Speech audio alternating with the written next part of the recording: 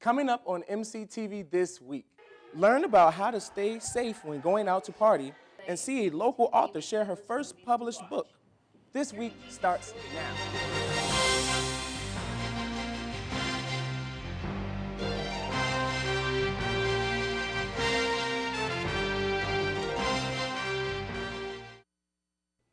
Welcome to MCTV This Week. For Lily Ginn, I'm Denzel Johnson. Wednesday, October 18th, students attended an alcohol awareness interactive program. Inspirational speaker Elaine Pasquale has worked with more than 600 college students and universities nationwide, along with 30 pro athletic teams ranging from NFL, NBA, and the MLB. Interactive program focused on drinking, sexual assault, and what we need to know about a night out. She even had students come up on stage for an activity that showed how fast STDs can spread. I am not coming from a point of wanting to ruin somebody's fun. There's a fine line between where the fun ends and where the trouble begins. So what I was teaching the students tonight is there's a strategy for learning to do self-reflection while you're in the moment of a party. The program was sponsored by the Trotter Fitness Center. As a way to help children understand cancer, Julie Kay created a book. On October 19th, Kay visited the Warren County Public Library to do a reading of her book, Gigi and Her Many Hats. The book was about a cancer patient and her experiences with her family throughout the holidays, wearing a different hat for every occasion since she was undergoing cancer treatment. The end of the story carries a message that although cancer patients may look or feel different, they are still the same people. I have a business called Gypsy Grace, and I help cancer patients and their families by creating a mobile support group, and I kind of educate them on what they're going through and whatnot. And people kept telling me, what do you do for children?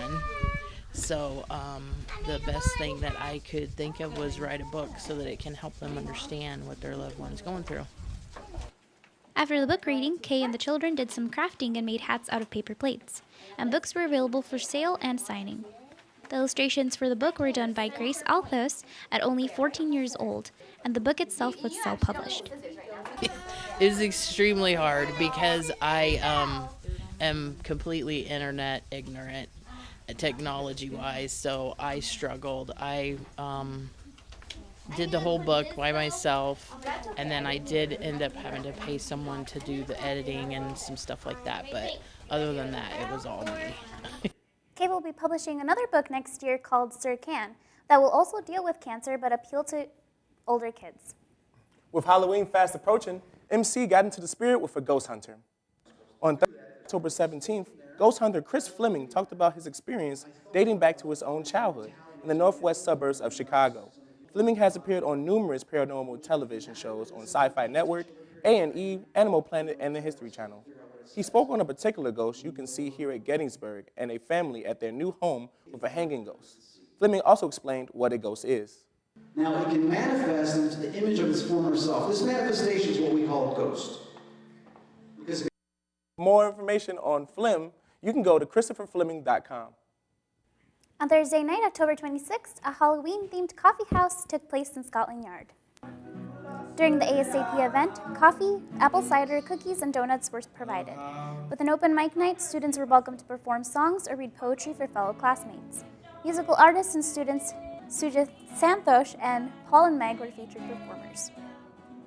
So the purpose of Coffee House is to provide students with a relaxing environment where they can do their homework, they can relax, they can kind of just chill for the night. They get to enjoy coffee, and since this is our Halloween special, we have apple cider and apple cider donuts, and they get to listen to other students on campus perform. The next ASAP event will take place on Thursday at 6 p.m. with a boat regatta in the Huff. Taking a look at some events on campus this week.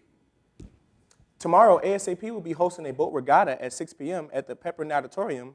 There will also be an archaeology lecture tomorrow at 7:30 p.m. in the Center for Science and Business. Homecoming weekend begins this Friday. A full schedule of events can be found on the Monmouth College website. Coming up after the break, we take a look at the history behind the bronze turkey.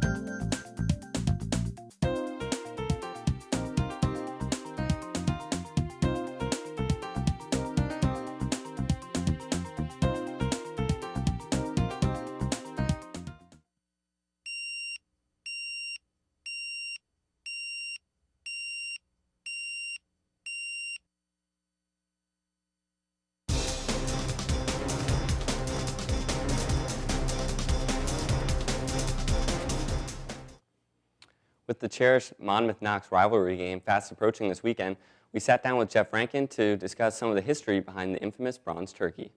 The Monmouth-Knox rivalry game, frequently referred to as the Turkey Bowl, is the sixth oldest rivalry game in all of college football and began when they first met in 1888. It wasn't until a few years later that records began to be kept. So the first actual game was in 1891, and Knox won that game. And the whole history of the Turkey Bowl is that traditionally it would be the last game of the season. It was played on Thanksgiving. It wasn't until nearly 40 years into the rivalry that a trophy would be crafted. It was in 1928 that there was a Knox football player that was injured, and he decided, well, he was writing for the Galesburg Register-Mail, writing sports, and so he got the idea that, this rivalry has been going, 30, 40 years. We should do something about it. And so he pitched the idea to his bosses at the Register-Mail, do you want to fund this trophy?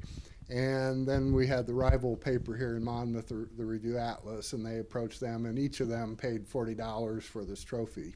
The rivalry seemed all fun until new wrinkles were added to the intrigue of the game when it was stolen by students in 1965. And so some Knox students who were members, they might have been members of the Knox student paper. They came over here posing as reporters for the Monmouth College student paper, which is called the Oracle. And they wanted a photo of it for a story they were doing on the Turkey game. And so they went to Ralph Whiteman, who was the director of the Student Center at that time, and told him they needed to take it out of the case. It was in the lobby of what's now Stockdale Center to get a better photo. So they took it outside on the sidewalk, and just then there was prearranged a phone call calling Mr. Whiteman back in. And so when he came back out, the turkey was gone. While we don't anticipate the trophy being stolen anytime soon, as it is under much stricter protection, us Fighting Scots fans hope to see Monmouth's dominance in the series continue. When the Scots take to the field here at April Zorn Memorial Stadium on Saturday, they'll not only be looking to win their 19th consecutive Turkey Bowl game in the series, but also to clinch a spot in the Midwest Conference Championship game. The Scots' lead in the rivalry currently stands at 68, 50, and 10 as the Prairie Fire roll into town this weekend. That's it for sports. Here's the rest of the scores from the week.